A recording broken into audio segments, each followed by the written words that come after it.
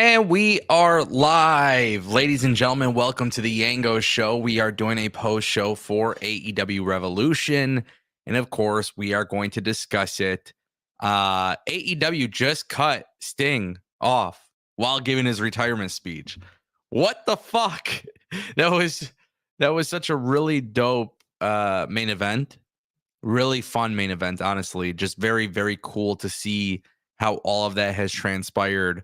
Obviously because it is Sting's last match, but also too because this was like the one match that was kind of, I feel like it was rather difficult to predict. And I feel like this the right job. They did it the right way. The entrance, and just overall, guys, we're going to talk about Revolution, and I have my key topics that I want to point out. And there's things I definitely liked about tonight's pay-per-view. Overall, way more good than bad. Just like really cool, right? Like we had Elimination Chamber not long ago, fun pay-per-view, good stuff. Then we get AEW Revolution, like fun pay-per-view, got some good stuff. So overall, really excited about that. But I feel like this was the coolest thing with the way they did Sting's final goodbye, which is like really crazy, man, because growing up as a Sting fan, I've always kind of wondered what it would be like with Sting versus The Undertaker or something like that. And obviously, it's really dope to see that Sting, especially after his WWE run, he was able to do something in AEW. But it's also been cool because I watched his TNA run. I saw WCW run. Obviously, there's matches I would have loved to seen, but I didn't. But either way, it doesn't even matter. This is some really cool stuff, and I can't wait to talk about it. Billy is not joining me tonight. Just obviously schedule differences and stuff like that. So we should hopefully be back tomorrow. If you guys want to guarantee your questions or comments being read on stream, feel free to support me by dropping a super chat. It's definitely appreciated. If not, no big deal. Shout out to every one of you guys that keep coming back. I greatly appreciate it. So thank you for that ahead of time. But like, as I said, ladies and gentlemen, a lot of good, some things I didn't like, obviously, but that's normal, right? Like you're not going to like a pay-per-view 100%, but overall, a very fun show. And I'm not going to lie, I was actually kind of confused because during the pre-show, Renee Paquette kept saying that she kept saying that the triple threat was the main event match of the night. And that obviously wasn't the case, which I love that match too, by the way. So we'll talk about that. Maybe not the right person won, in my opinion, but I love the match. And then, yes, we got Sting's main event match, which I feel like is the way it should have been. Sting had an entrance with both of his sons dressed up as two variants from his past. To me, that's really dope. That was really dope. I really appreciated that. I loved it. Obviously, when you see the red face paint, that's one thing. When you see like the Stinger Surfer Sting face paint, like that's really dope too. And then obviously Sting came out with the white and black. But just having his family involved, even in the match, like, listen, I'm going to tell you guys exactly how it is. You're going to see a lot of people talk a lot of shit about this match because his sons were involved. Ricky the Dragon Steamboat was involved. Ric Flair was involved. And at the end of the day, this is a retirement match. I don't personally care about Ricky the Dragon Steamboat getting involved. I don't care that his sons got involved. I don't give a shit that Sting kicked out of everything at one. Like that was actually the funny thing. I was sitting in Discord talking to my cousins, and I was just saying, I'm like, Sting gets hit with the EVP trigger, twice, and he kicks out at one or whatever. Like, I love that. It's whatever. It's retirement. This is fun. It's feel good. And Sting said it in his post-match promo that, he was hoping that he could leave everybody with something that they'll never forget. And I think that was accomplished tonight. So I truly believe that was a really cool moment. I felt like the match was really good. I got to say, I think I was right in my prediction, right? I talked about this last week. I feel like Sting was going to retire undefeated in AEW. And not only that was weird. Not only retire undefeated, but also I believe that they are going to reveal new tag team title belts. AEW is undergoing a massive presentation change, new logos and new presentation, new stage, all that stuff. I think we're going to see new design for the tag titles. I think they should do a Continental Classic similar tournament, Robin style tournament for the tag team titles. And then I think if you're AEW, you start building your tag team division. And tonight, we had a really cool match between BCC and FTR.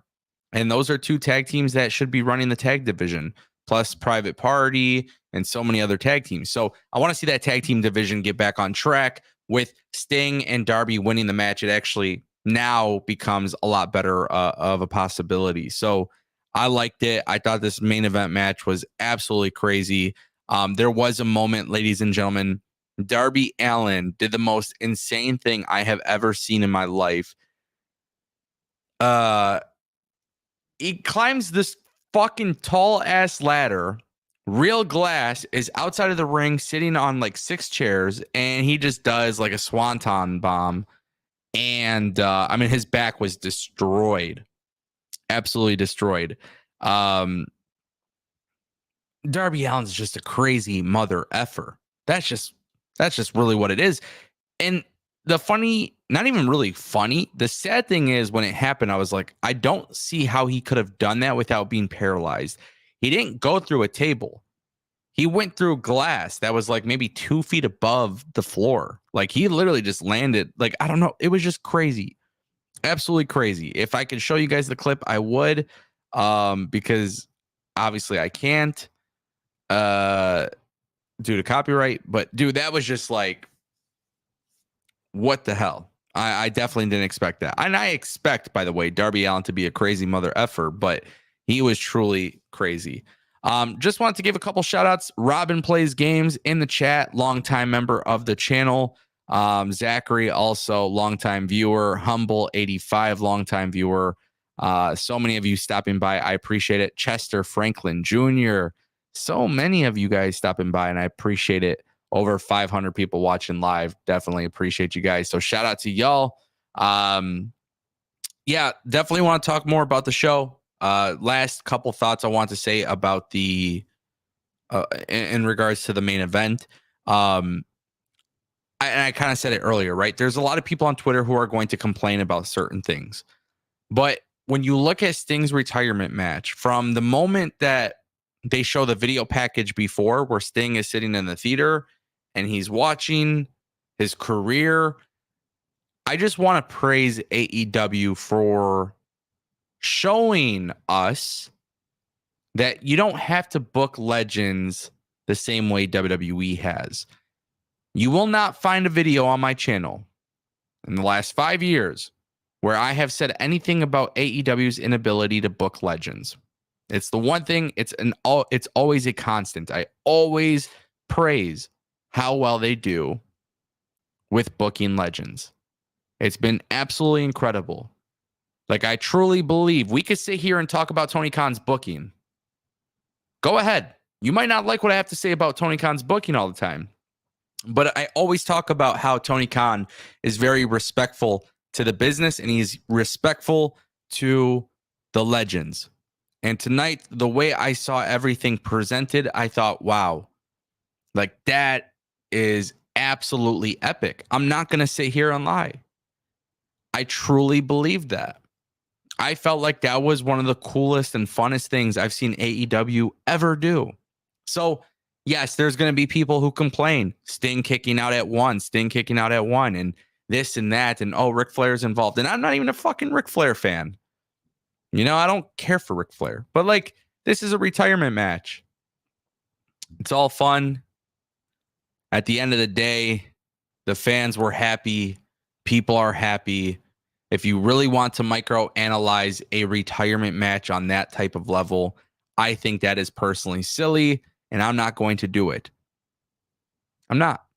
And I just want to say I think Tony Khan and AEW did everything right, except cutting him off with his promo to end the night. I don't know why the fuck Tony Khan did that. obviously Tony Khan, it's not Tony Khan's decision. There's rules and stuff like that when you're running pay-per-view and you pay for X amount of time. And, I don't know. It's funny. Tony Khan, to be fair, Tony Khan gets an overrun every single week on Dynamite now, but he couldn't get an overrun on pay-per-view. It is what it is. I don't know. But obviously I'm bringing that up because, yeah, that was the only bad part. Sting got cut off. So I hope AEW uploads that to YouTube or whatever. I don't know. I don't know if AEW is doing. Let's see. I'm going to take a look. I don't know if AEW is doing a live stream for the media scrum. They are doing one. Okay. So I don't know. Maybe they can upload one after. But nonetheless, it is what it is. Pay-per-views got cut off times. Sting got cut off even on his retirement. It is what it is. They can't do anything about it. Overall, here were some things I did like about the show. Don't forget. Actually, let me put this on there. If you guys want to support the channel, don't forget you could drop a super chat. Just a couple things I want to talk about, right? There were some things I really genuinely enjoyed about this pay-per-view, and there were some things I didn't care for. But overall, I thought it was a great pay-per-view, fun pay-per-view. I really, really want to talk about Konosuke Takeshita versus Will Ospreay. I talked about it on my Dynamite stream last week. I said this match is really special to me. It's the one I want to watch. It's the match I care about. Genuinely speaking, I feel like Konosuke Takeshita, I may have not booked Ospreay to win. I'm not going to sit here for 30 minutes and explain why. I said this before. Ospreay, first match as a full-time roster member. I feel like they could do a lot of stuff with him and, break away from Don Callis. So I probably would have had Konosuke Takeshita win because he's on an 8 or 9 win streak. Nonetheless, that match was absolutely incredible. That is my pick for match of the night, by the way. So there's 12, 13 matches on this pay-per-view. Konosuke and Ospreay, match of the night. I would even go as far as saying potentially match of the year for AEW. Just a very, very fun, incredible match. And I like that kind of stuff. I like that these guys go out there. They're telling a story in the ring. Commentary was on point. Both of these gentlemen were absolutely killing it in terms of the storytelling aspect to it. Just slow, methodical. Then it gets fast paced. It was just really dope, in my opinion. So that match for me was my match of the night. A lot of people are also going to complain about this match because they're going to be like, oh, it's just flips and this and that. But there was a lot of really good in-ring psychology in that match as well. And that is something that's important for me to at least mention. Richard Martinez dropping a $2 super chat. Fun pay-per-view. Dianna, Toni, match was very disappointing. So I actually had a very interesting point about this. I think a lot of people are looking at this match to be something that is very much on the same level as Kingston and Bryan and Konosuke and Ospreay. But for me personally, I think one of the big things that I have to mention here is this match was exactly what it needed to be. From the minute that Toni Storm entered the ring, Mariah May coming out with Toni Storm's old gimmick, play some mind games, Luther, and all of these little small elements to the match. I think it's more story driven. You know what I mean? Dianna Pazzo lost, but there is logic behind her losing. Personally speaking, I feel like Dianna Pazzo should have won. I know that sounds crazy. I feel like there is a ceiling for Toni Storm's character. I think she has one of the coolest characters in AEW, but I think there is a shelf life to it. This is a company that's trying to tell you that they're sports entertainment or sports based. Which one is it? I think that's a question that we need to understand, because I think Toni Storm leans so much into the character thing, which I love, but I do think there is some issues with that. I wouldn't say this match was disappointing, Richard. I would just say this was more of a slow, methodical pace match. The finish did make sense, whether we want to admit it or not. So I'm not going to question any logic here, but I do appreciate the super chat, Richard. Robin Plays Games just gifted 5 memberships. Wow. Wrestling is Art, Zachary, Mike, Jeff, Brad Boyer. Welcome to the club. shout out to Robin for the 5 gifted. Wow, that was that was just such a nice thing. Hey, you know what? Hold on, let's see. I've been wanting to gift memberships for a while, and I'm supposed to be able to have this feature. I don't know if I can do it yet, though. They haven't given me the ability to. Okay. We will get to that at some point. But shout out to Robin for the 5 gifted. Appreciate you, my brother. Andre Benson dropping a $5 super chat. Seeing Sting for the first time when Mid-South Wrestling UWF in Tulsa, Oklahoma at the Tulsa Convention Center every other Saturdays in the 80s. The GOAT. That's crazy. That's crazy that you've seen him that long ago. Now, obviously, I can't relate to that. I'm not an 80s guy, unfortunately. I'm really not. But what I will say is that just being a 90s kid and being able to watch Sting in WCW, Sting in TNA, and then eventually, yeah, he did go to WWE. I didn't hate his WWE run either. He was way better in AEW in my opinion. But I will say, just kind of growing up and seeing that, it's just dope to see that this guy is so incredible. Honestly, it's really cool. I don't know how else to say this. I feel like Sting is just a really incredible person to watch. His career was awesome, man. His career was awesome. Very, very awesome. You see a lot of the good. Even when he came to WWE, I know people will complain about the WWE run, but I do feel like his WWE run, it was fine. You know? It's just really cool to see what AEW did because they showed us how WWE missed the target. You got to remember, WWE is not going to allow a 60, 70, 80-year-old person get in the ring and do what Sting did. It's just not going to happen. You know, at that age, like WWE would never allow it to happen. Sting is jumping off fucking ladders and going through tables and jumping off from the highest of the highest things in the world. So, Andre, I appreciate your super chat, and I'm glad you got to experience it, man, because I feel like me and you both have different experiences, but we both are on the same page about how we view Sting, and that is really dope. Thank you again for the super chat. We did get another super chat from Ayad Al-Shahab. Hopefully I did pronounce that correctly. Keep up the good work, Ango, and that is AED. Is that I'm trying to think. Dirhams, right? So 100 dirhams. I think. Maybe I'm wrong. But Ayad, thank you for the super chat. I appreciate it. I will keep trying my very best. So thank you again. Definitely appreciate it. Definitely appreciate it. Oh, and you did confirm it is United Arab Emirates. Yeah, that's what I thought. Yeah. UAE AED is the United Arab Emirates dirhams. I watch a lot of travel vlogs. I will say that. And I look on TikTok and stuff. So when people travel to like Dubai or all these other countries, I like to learn about foreign currency. So I was just trying to think. AED.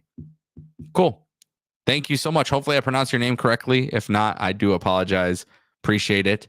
I did want to give another shout out as well to, I believe it is Lewis Bradley.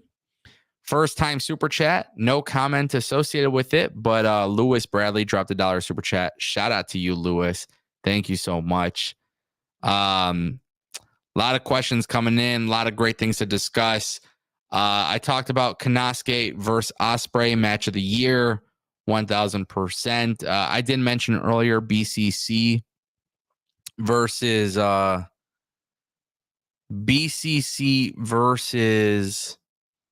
FTR. Very, very awesome match. I just want to see the tag team division get back on track. That's all I really want to see. That's what I really want to see. I feel like the tag team division getting back on track is like peak AEW. The tag division that they've had before, man. That's what the company was kind of built on. So I'm hoping, and it looks like we're kind of getting back to that. And we'll see kind of how that goes, obviously. Eddie Kingston versus Bryan Danielson. So fun to watch, man. So fun to watch. I really did enjoy watching that match. And it was just so cool because Eddie Kingston, Bryan Danielson, they do this thing where Danielson at the end, because he loses, which, by the way, it's not very common that Bryan loses matches in AEW. So don't forget that. But Bryan Danielson losing to Eddie Kingston's one thing. And then after the match, for him to go and essentially do the right thing, which is, raise his arm, show him love to the crowd. Very, very cool, in my opinion. Very, very cool. And I appreciate that because Eddie Kingston is a guy who gets a lot of flack in the social media world.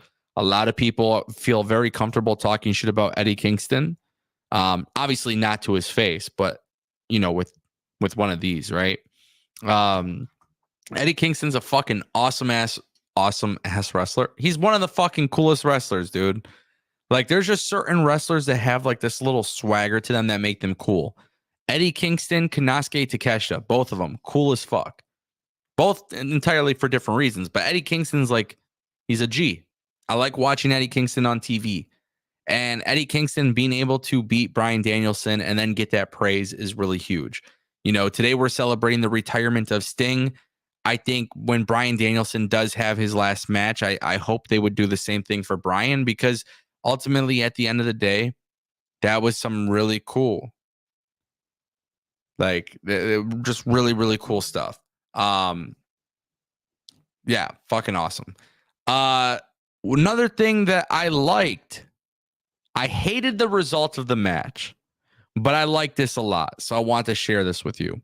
Ladies and gentlemen, I was not a big fan of Roderick Strong winning the International Championship. I'm also not a big fan of Orange Cassidy holding the International Championship. There's a reason why. Tonight, Daniel Garcia did not win the TNT Championship. Malachi Black is not on the pay-per-view. Brody King, not on the pay-per-view. Buddy Murphy, not on the pay-per-view. Miro, not on the pay-per-view, but he is injured. We know that. There are a ton of people on this roster who are not on the pay-per-view. Okay, there's just a lot of people who are not on the pay-per-view. Don't take this as hate, but Orange Cassidy, Ray Phoenix, Jon Moxley, like, there was some stuff happening there, and then it led to Orange Cassidy getting the belt back. I feel like it's been wrong for a while, right? I really do not like the idea of Roderick Strong being international champion. I'm just being completely honest. I would rather see that belt on Ray Phoenix, Penta, an actual like Malachi Black, for example, guys who I feel like who don't have that singles, there's just a lot of people that I feel like could be utilized better. That's just the reality. If it offends you that I'm telling you guys things that seem like criticism, this is the problem with wrestling. It's never, I swear to God, I will never be 100% fucking perfect with any of these companies. I don't give a fuck what company you follow. I'm just letting it be very clear, very well known. WWE's not 100% perfect. AEW's not 100% perfect. Get it through your fucking skulls. Simple as that. All right. A very good pay-per-view. Roderick Strong wins. Again, I'm not in favor of Roderick Strong winning, but I also wasn't in favor with how this title has been booked. But I want to say that post-match stuff was so fucking cool, because I was talking to one of my friends and he says, he's like, I agree. He's like, Malachi Black, Pac, so many other people could be international champion right now, right? He's like, but for what this story is, Undisputed Kingdom is like literally on its deathbed.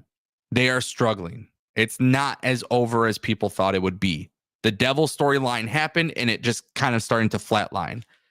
And he said, Roderick Strong and Kyle O'Reilly brings some fresh air to the scene, which I actually do agree with. I do. Based on that circumstance, I do agree with it.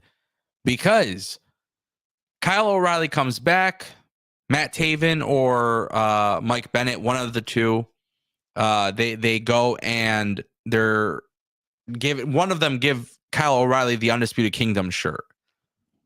And Kyle O'Reilly won't accept it. And he goes to Roderick Strong and he whispers to him, and then he leaves the ring. Now, before, what was really interesting, before they even showed it was Kyle O'Reilly, he was behind them looking like he was going to attack. Which, by the way, Kyle O'Reilly, for those who don't understand, Kyle O'Reilly hasn't. Last time AEW had Kyle O'Reilly on TV, CM Punk was still in the company and Brawl Out didn't happen. Somebody tweeted that, and it is true. So keep that in mind.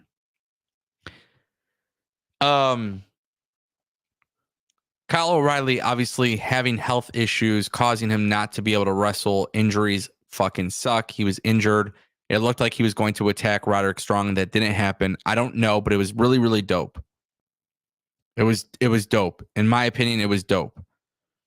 And Kyle O'Reilly and Roderick Strong could actually save this entire storyline from dying.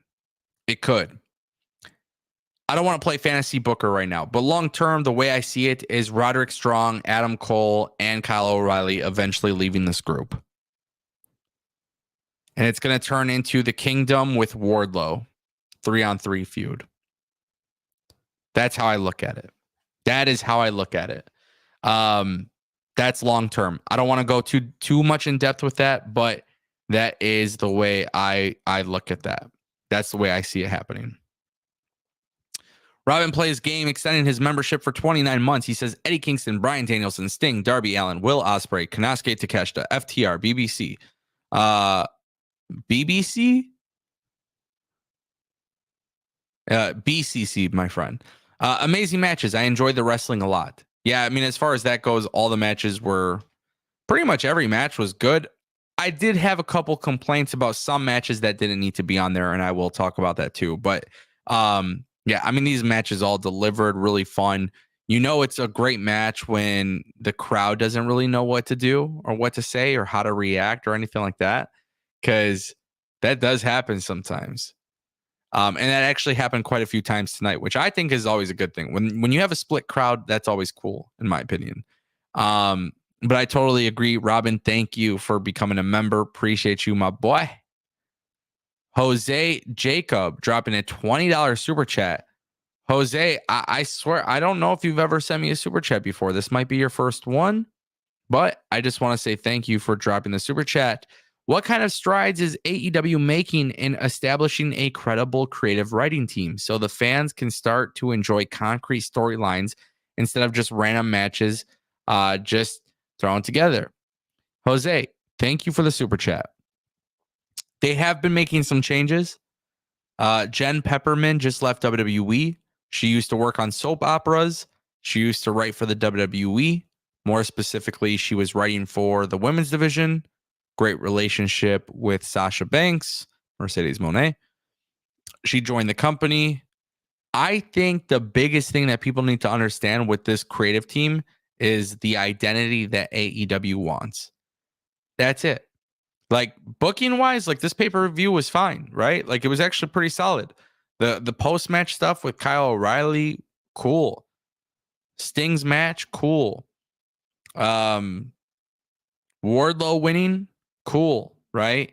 Konosuke Ospreay post-match with Kyle Fletcher, which, by the way, that's happening next week, cool. BCC versus FTR post-match stuff, cool. I think what it's going to take is for AEW to have a vision that is completely consistent and understanding what direction they want to take this company.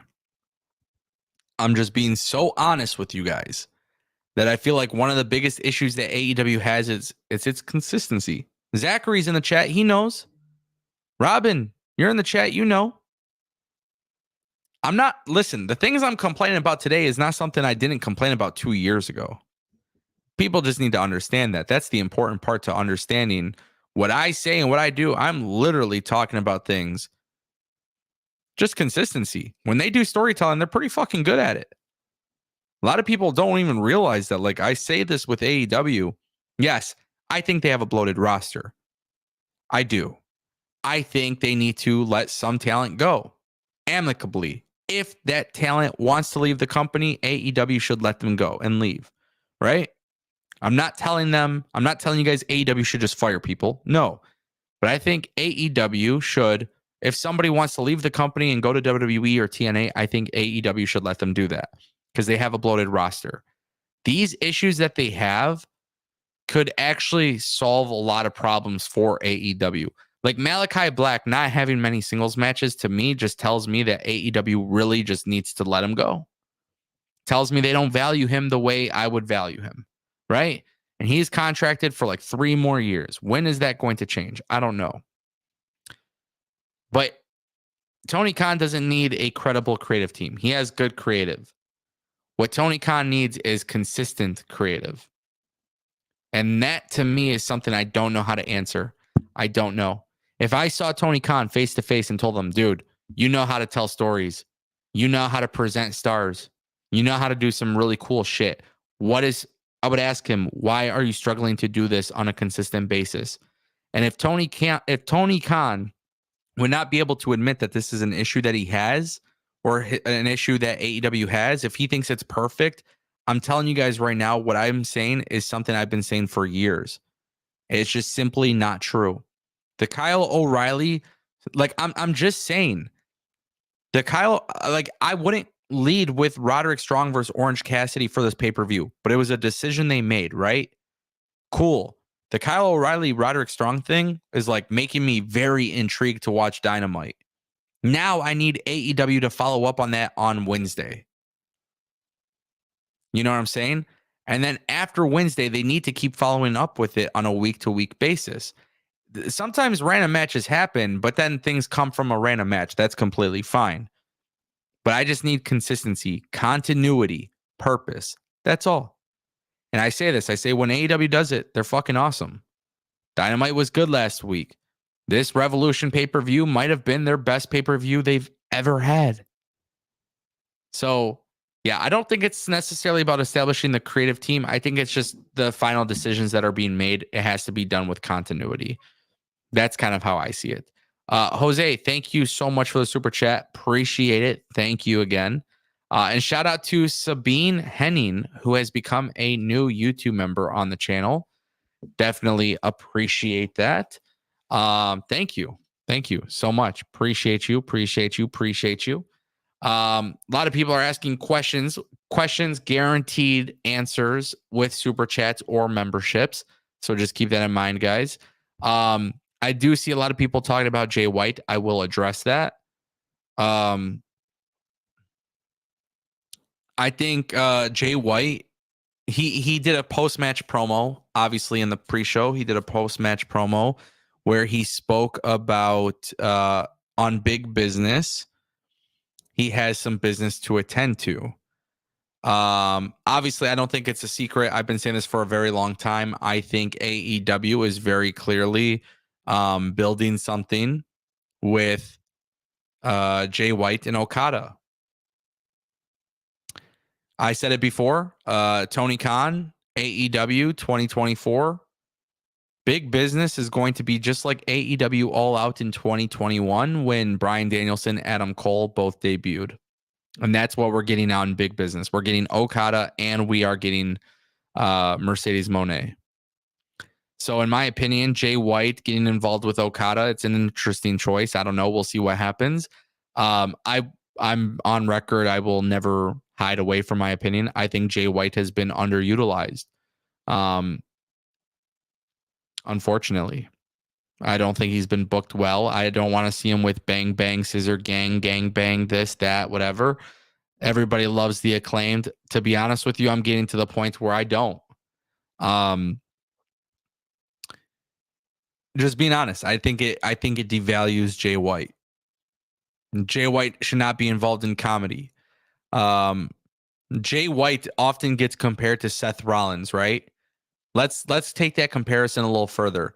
Seth Rollins. I don't like when Seth Rollins is doing this overly gimmicky stuff, this comedy stuff. I like it when Seth Rollins is very serious. I like when he's the architect, when he was with J&J Security, when he was with Authors of Pain. You know, if people want to compare the two, which I guess is a fair comparison, I didn't like when Seth Rollins was doing the gimmicky shit, and I don't like when Jay White's doing the gimmicky shit.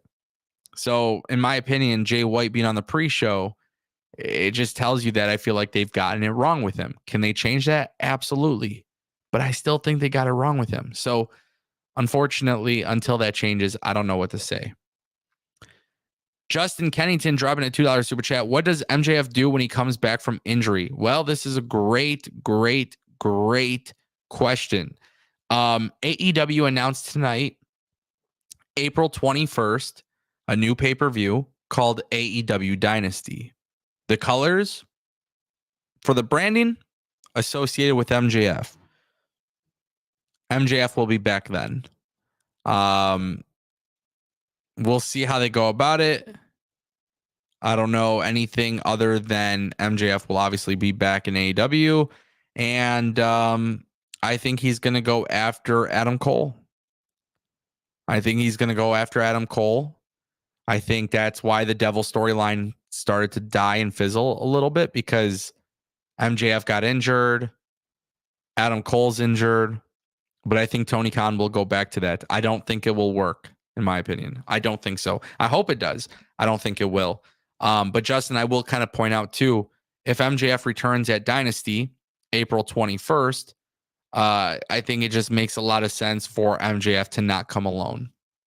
And I'm intrigued by this because, Hammerstone signed with TNA, but MJF's old faction, an MLW, Dynasty, Richard Holiday. I don't know. There could be something there, but I don't think MJF comes alone. I also think it's important that you got to mention the whole Wardlow thing. Wardlow wants MJF, so you got to also keep that in mind. Wardlow wants MJF. Wardlow is going to have a championship match opportunity. My guess is that it happens at Big Business. I don't think he beats Samoa Joe. But you got to go back to that promo that Adam Cole had, right?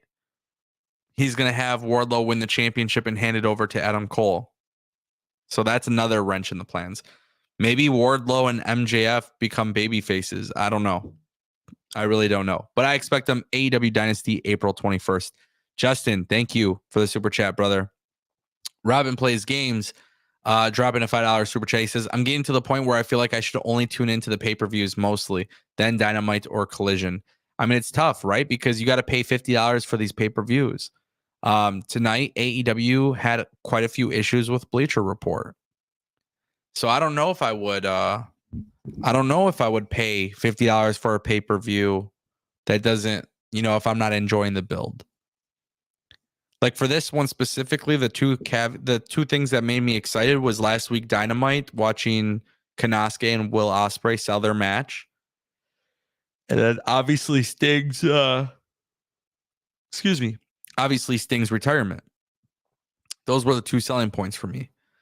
I also do want to point out, like, Sting's retirement is just like a no-brainer, right? It's like a no-brainer. Like, you're going to tune in for it. But AEW is going to have 9 pay-per-views a year. That's $50 a piece. And Bleacher Report was having an issue. So if Bleacher Report is still having issues, you're not going to keep buying pay-per-views from Bleacher Report. But 50 times 9 is $450 a year for pay-per-views. I feel like you would probably want to watch at least a little bit of the TV to get an understanding of what they're building to, whether or not you're going to actually enjoy the pay-per-view. However, I did say this, and I still am on record on this, Robin. I have said this several times. I do feel like AEW has gotten to a point since day one, really, that you spend $50 on a pay-per-view, you'll never be disappointed because at least the matches are good. So my mind hasn't changed on that. I still feel that point. I still feel that way. Obviously, when AEW launches on the new streaming service with Max or whatever, HBO Max or whatever they do, whenever they get to the streaming portion, woo, that's going to be a game changer. Thank you, Robin, again for the super chat. Appreciate you. I did want to read this comment from Albert Ponce. Welcome back, brother. Hope all is well. He says, I still think some kind of roster split needs to happen to help stabilize storylines and talent. I've been saying this for a very, very long time. I've literally been saying this for a very long time. I cannot believe people do not seem to agree with this. This solves all of AEW's issues. And the best part is not only does it solve AEW's issues, but like when you have a favorite wrestler who's in the company and they're specifically on a brand, the likelihood of them getting utilized more often is significantly higher. It doesn't have to be a hard brand split, but a soft brand split at the very minimum helps stabilize storylines and talent usage. 1,000,000%. I stand by this. I've been saying this forever. We'll keep saying it. I will never stop saying it until it happens.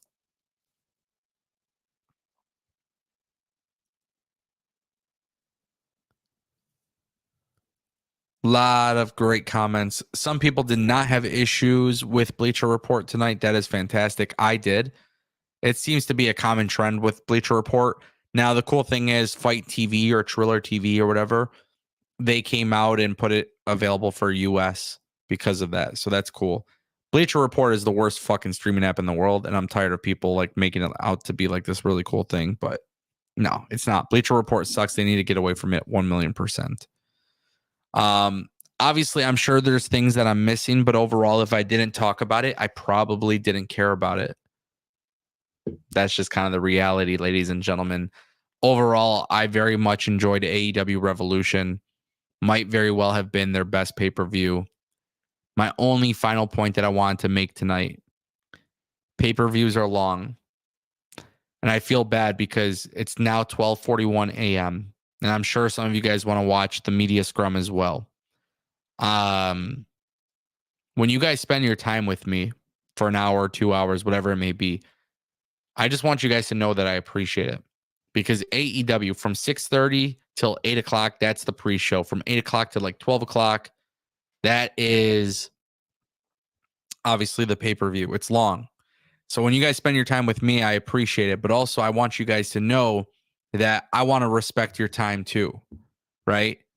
And so I feel like there's a lot of content creators who will stretch out their streams for hours and hours and hours, and they want to talk about every little detail, and that's completely fine. But what I like doing is having these conversations with you guys and just sharing our opinions and thoughts. And, you know, the fact that we're able to do that, I appreciate it, especially because I know you guys have already dedicated a lot of time to the show. Overall, I thought this was a fun show. And like I said, if I didn't talk about it, I really probably just didn't care about it. So the cool thing is we move forward with an AEW that is finally starting to pick up some momentum. But as you guys know, I will never go easy on any of these companies. So with that being said, ladies and gentlemen, I'm not going to keep you much longer. Some of you have to be up early. Some of you have to work, go to school, whatever it may be. I appreciate that. I'll be back tomorrow with news. I'll have my news videos. And it should be fun. It should be very fun. So, ladies and gentlemen, if you dropped a super chat, became a member, gifted memberships, anything like that, just know that I also appreciate you. And if you click thumbs up on the stream, I appreciate you because that helps a lot. I appreciate y'all. I don't know how many more times I can say it. Oh, yeah, I'll be live for Raw, by the way. I'll be live for Raw. And welcome to the gang, y'all. Have a wonderful night. Peace.